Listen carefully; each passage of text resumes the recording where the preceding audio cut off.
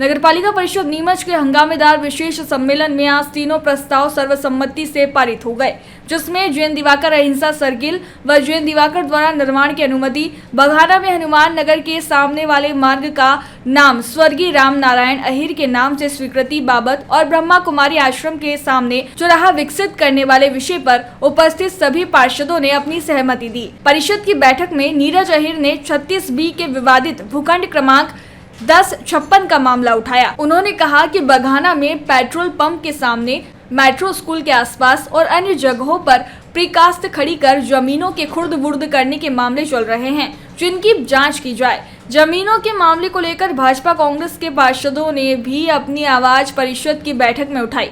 पार्षद किरण शर्मा ने वृंदावन कॉलोनी और मानक टॉकीज खेत क्रमांक 8-1 का मामला उठाया। परिषद की बैठक में जलकर और अवैध नल कनेक्शन का मुद्दा भी छाया रहा। पार्षदों का कहना था कि अवैध नल कनेक्शन पर क्या कार्यवाही हो रही है, ये परिषद के संज्ञान में लाया जाए। वहीं शाह जायसवाल ने कहा कि नल कनेक्शन देने की प्रक्रिया सरल बनाई जाना चाहिए। योगेश प्रजापति ने कहा कि नगरपालिका में झूठी प्रोसीडिंग लिखी जा रही है। प्रोसीडिंग पार्षदों को अगले 24 घंटे में मिलनी चाहिए, जिस पर भाजपा के पार्षदों ने सहमति जताई। शशि कल्याणी ने 14-1 के भूखंड क्रमांक 7 और 8 को लेकर अपनी बात रखी। पार्षदों का कहना था कि सरकारी संपत्ति पर लोग अवैध रूप से निगाह गड़ाए बैठे हैं। दारा सिंह यादव ने नीमच सिटी के डामरीकरण का, राजेश लालवानी ने बंगला बगीचा व्यवस्थापन को लेकर 70 साल के वृद्ध के साथ हो रहे अन्याय का मुद्दा उठाया। बैठक के आखिर में टीचर्स कॉलोनी की एक प्रकरण में नामांतरण को लेकर पार्षद वीरेंद्र पाटीदार और नगरपालिका अधिकारी टेकचंद बुनकर के बीच तीखी बहस हो गई। विवाद इतना बढ़ गया कि वीरेंद्र पाटीदार ने टेकचंद बुनकर पर रुपए के लेन देन के आरोप मढ़ दिए। नगरपालिका अध्यक्ष स्वाति चोपड़ा ने कहा कि नगर परिषद की बैठक में तीनों प्रस्ताव सर्वसम्मति से पारित हो गए हैं। भूखंड अवैध ढंग से प्रीकास्ट लगाने, जलकर और अन्य मामले जो परिषद की बैठक में आए हैं, उनकी जांच कर त्वरित निर्णय लिया जाएगा। पार्षदों ने ये भी कहा कि नगरपालिका के खिलाफ सीएम हेल्पलाइन में 500 शिकायत दर्ज है, जो ये दर्शाती है कि जनता नगरपालिका की कार्य प्रणाली से त्रस्त है। जपन का क्या कुछ मामला था? जमीनों को लेकर जो आरोप लगाए, क्या मामला है?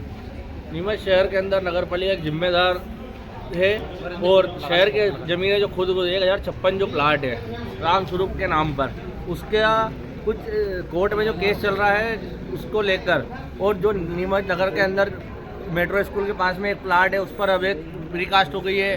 सेंट्रल बैंक के पास में, बघाना के अंदर शमशान के पास में एक प्रीकास्ट हो गई है। ऐसे कई जगह जो चुनिंदित जगह हैं नीमच शहर की, वो बेश कीमती ज़मीन है, जिसे शहर को उसको रीटेंडर करके शहर का विकास कर सकते हैं। ऐसी ज़मीनों का नीमच नगर पालिका के कर्मचारी ज़मीनों का खेल खेल रहे हैं और बहुत सी ऐसी ज़मीनें हैं जिसको ये खुर्द-बुर्द करने के चक्कर में है। उसको लेकर हमने आज आवाज़ उठाई थी। 1056 में जो मामला है वो कोर्ट में चल रहा है। सभापति जी, ये बताइए कि आपको पार्षद सम्मेलन में मामला उठाना पड़ा, तो क्या नपाध्यक्ष अध्यक्ष से बातचीत नहीं हुई? क्या कुछ रहा था पहले? अध्यक्ष जी के संज्ञान में नहीं है मामला था, और सीएमओ साहब से पूछा तो वो कि मेरे को फाइल देखनी है, ये फाइल देख के वो अगली परिषद के अंदर इसका निर्णय करेंगे।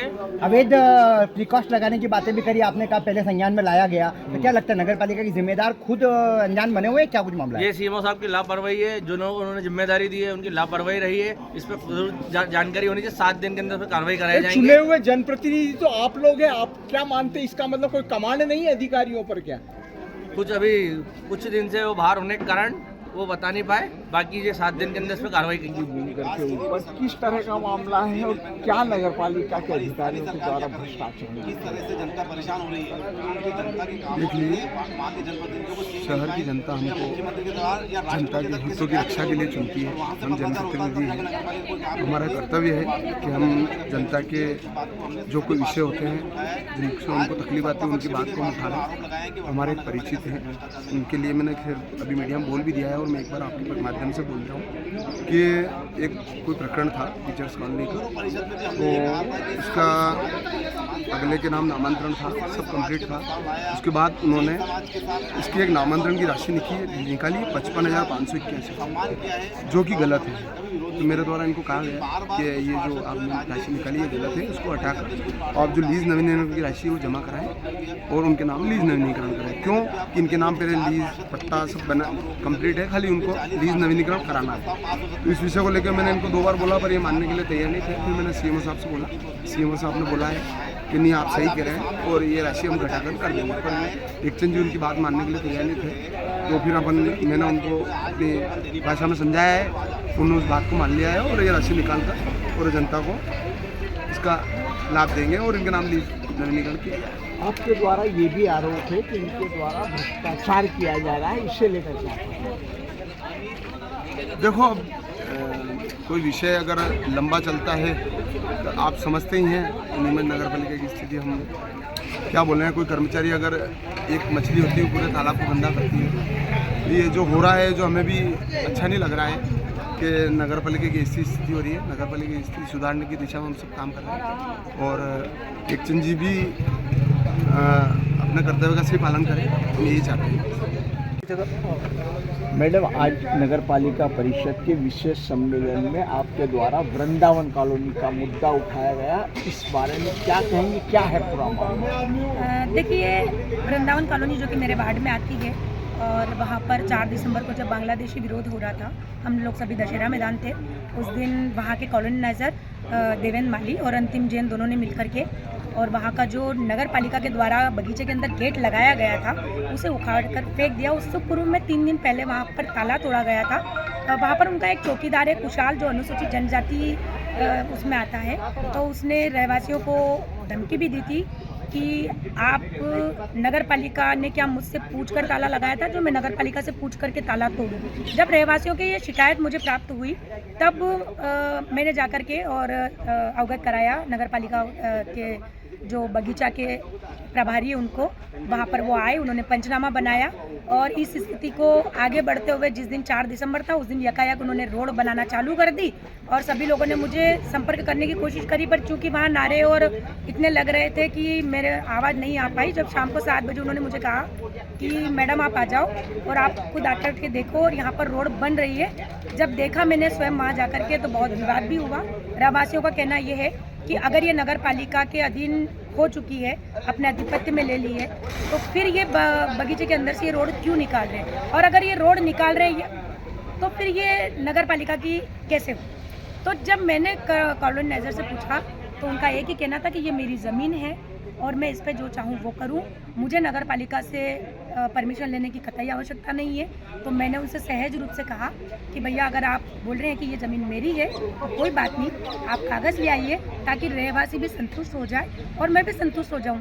तो उन्होंने कहा था कि मैं 2 दिन में मैं अभी कागज़ मंगवा रहा हूँ, लेकिन उस समय से लेकर आज तक कोई कागज़ उपलब्ध नहीं है। मैडम, क्या आप मानती है कि शासकीय संपत्तियों के ऊपर हड़पने के लिए जो हौसले हैं वो बुलंद हो चुके हैं उन लोगों के वर्तमान में? देखिए, जो मेरे ही वार्ड का अगर मामला है तो ये बात सही है कि जो मैंने प्रत्यक्ष रूप से देखा है कि जिस प्रकार से सरकारी संपत्ति जो नगर पालिका का गेट लगता है, अगर वो उखाड़ कर फेंक देते हैं तो ये एक बहुत बड़ी क्षति हमारे शासन को और सरकार को होती है। के यहाँ पे खेत नंबर 8-1 का मामला भी सामने आया है। वहाँ पर भी मुझे शिकायत मिली थी, मैं वहाँ गई भी थी। मैंने भी माननीय अध्यक्ष महोदय सीओ महोदय को अवगत कराया था, क्योंकि वहाँ पर भी रहवासी जो दुकानदार है उन्होंने बताया था कि यहाँ पर प्रकाश लग रही है और उसके बाद में मैंने बताया भी, अवगत कराया है। अब ये लोग आगे सरकार क्या कार्रवाई करती है, शासन या अधिकारी कर्मचारी के ऊपर है कि नगर पालिका के अधिकारी कर्मचारी क्या इस पर एक्शन लेते हैं या इसका निराकरण कैसे निकलता है। मैं एक लाइन में जवाब चाहता हूँ कि क्या ऐसा नहीं लगता कि जनप्रतिनिधियों के ऊपर जो अधिकारी है वो पूरी तरह से हावी हो चुके हैं इन सारे मामलों को? देखिए, ऐसा तो होता नहीं है, क्योंकि भारतीय जनता पार्टी की सरकार है और कभी अधिकारी कर्मचारी हावी हो नहीं सकते। बात ये हो सकती है कि कई ऐसे प्रकरण हमारे, क्योंकि ये तो सिर्फ मेरे एक वार्ड की बात कर रही हूँ, पर चूँकि 40 वार्ड है, 40 वार्ड के अंदर यकायक निर्णय होते नहीं है। अधिकारी कर्मचारी जाते हैं, उसका मौका मुआयना करते हैं, फाइल देखते हैं, उसके बाद निर्णय ले सकते हैं। ये हम सभी लोग अच्छे से जानते हैं। अभी तक तो ऐसी कोई स्थिति है नहीं है और भारतीय जनता पार्टी की जो सरकार है उस पर जनता बहुत विश्वास करती है, इसलिए आगे भी जो निराकरण होंगे वो सरकार बहुत अच्छे निराकरण करके देगी, ऐसा मैं पूरी नीमच की जनता को लेकर आरोप लगे 1056 का मामला उठा, क्या कुछ कहेंगे इसको लेकर? नगर पालिका जब से परिषद नहीं बनी है तब से नगर पालिका पर आरोप लग रहे थे और सिद्ध भी हो रहे थे कि नगर पालिका मात्र जमीनों के खेल में पड़ी हुई है। इस बात को विपक्ष लगातार उठा रहा था। आज भारतीय जनता पार्टी के भी कई पार्षदों ने इस मामले को उठाया है कि जगह जगह जमीनों पर किस तरह से अवैध रूप से कब्जे हो रहे हैं और खुर्द-बुर्द हो रही है और प्रीकास्ट के नाम से नगरपालिका पे कब्जे हो रहे हैं। नीमच के एक भूमाफियाओं का सिंडिकेट है नीमच में, जिसमें कहीं ना कहीं सत्ता पक्ष के लोगों में अध्यक्ष के परिवार के लोगों का संरक्षण है। इस कारण आए दिन देखिए कि आप चाहे 36 नंबर के मामले हो, चाहे आपके कोर्ट के सामने के मामले हो, मेट्रो स्कूल के उधर के हो या अन्य शहर के अधिकतर जगह जमीनों पे कब्जे होते रहते हैं। और जमीनों पे कब्जे होने की वजह से पार्षद लोग जब भी आवाज़ उठाते हैं उनकी आवाज़ सिर्फ दबके रह जाती है और अंदर से एक मोटी सेटिंग होती है। कहीं ना कहीं सारी जमीनों पे जो है सिंडिकेट काम कर रहा है और हिस्सेदारी के हिसाब से नगरपालिका में काम कर रहा है। पार्षद लोग सिर्फ नाम मात्र के रह गए। पार्षद अपनी आवाज़ उठाता है लेकिन उसकी आवाज़ का कोई वैल्यू नहीं होती है। नगरपालिका अध्यक्ष बार बार झूठ बोलती है कि हमने कोई जमीन का खेल नहीं करा है, लेकिन पर्दे के पीछे से देखा जाए तो सारा खेल वहीं से हो रहा है। और वकीलों वाला मुद्दा भी उठा, क्या कुछ है? वकीलों का मुद्दे पे आप खुद देखिए कि नगरपालिका अध्यक्ष आज खुद झूठ में शामिल हो गई है, क्योंकि कारण ये कि एक बार उन्होंने खुद ने कहा था कि वीर कुमार जी जैन ने केस लड़ने से नगरपालिका के मना कर दिया और सारी मीडिया के सामने कहा था। आज जो है एक मामला आया जिसमें वीर कुमार जी जैन उस केस को लड़ रहे हैं जो 1056 का है। तो एक तरफ 1056 का केस वीर कुमार जी जैन लड़ रहे हैं, इससे पहले सिंधी पुनर्वास के केस में वीर कुमार जी जैन ने मना कर दिया, ऐसा इन्होंने कहा था। तो किस तरह से नगरपालिका दबाव डालकर वकीलों को चेंज कर नगरपालिका केस हरा रही है। आज ये कई पार्षदों ने, सत्ता पक्ष के पार्षदों ने इस पर सील लगा दी है। आज विपक्ष की बात सत्य साबित हुई है। आने वाले समय में आपको सामने खुद बहुत सारी मालूम पड़ जाएगी। इस परिषद में सिर्फ शहर विकास के नाम पर जीरो है और जमीनों के खेल में हीरो है। ठीक है। मालवा के छोटे से जिले नीमच से बाबजी इंडस्ट्रियल ने देश भर में अपना डंका बजा दिया है। बाबजी एएससी ब्लॉक राजस्थान के कई शहरों में धूम मचा रहा है। राजस्थान के कई बड़े बिल्डरों की पहली पसंद बन चुका है बाबजी एएससी ब्लॉक। उदयपुर, इंदौर, उज्जैन, रतलाम सहित कई शहरों में बढ़ रही है बाबजी एएससी ब्लॉक की मांग। 1 क्यूबिक मीटर में ब्लॉक की संख्या 8 इंच की साइज में 41 ब्लॉक, 6 इंच की साइज में 55 ब्लॉक, 4 इंच की साइज में 83 ब्लॉक। ब्लॉक का वजन आकार के अनुसार 4 इंच का ब्लॉक करीब 8.5 किलो, 6 इंच का ब्लॉक करीब 13 किलो, 8 इंच का ब्लॉक करीब 17.5 किलो। बाबजी एएससी ब्लॉक की स्ट्रेंथ है 4.5+ MPa। एएससी ब्लॉक की एक खासियत ये भी है कि इसमें कोई क्रैक नहीं आता है और ना ही प्लास्टर करने में होती है कोई परेशानी।